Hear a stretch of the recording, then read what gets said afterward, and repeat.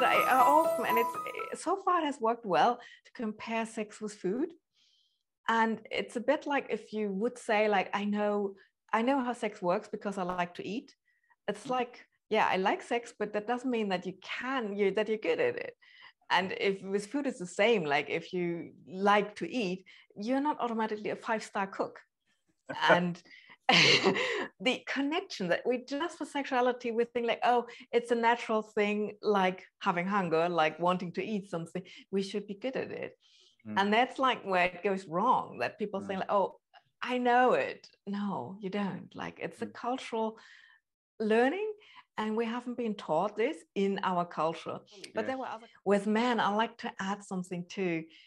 What I always feel like, if I meet a lover, it's always very visible or very feelable to me if he's connected with his genitalia and really like well connected, or if he's seeing them more as tools. And that is a big difference. Like if he's like really a friend of his own body, or if it's just like, it should work, it should bring pleasure, it should like do what I say. And we all know that that's not the case. And it's not meant to be like that, that we with our will can like steer our genitalia, but that we really need to connect and trust the body as well. And it's a good thing that it's that way.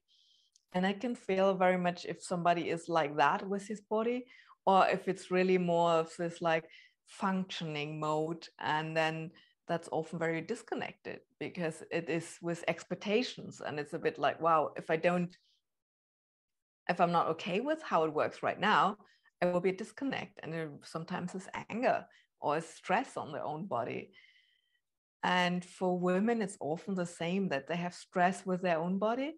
First, it was beauty standards, but secondly, too, that they have this expectation how they should be, and that it's not so normal for them to check in how they are really, how their arousal cycle works, what they really like and what they don't like, because they often don't connect well enough with their own body to know that.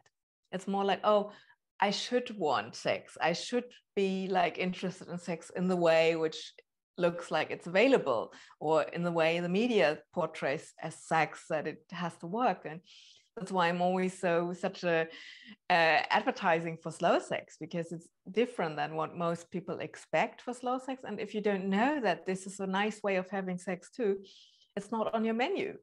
And then you can't like say like, oh, that's actually the way I would like to experience sex right now.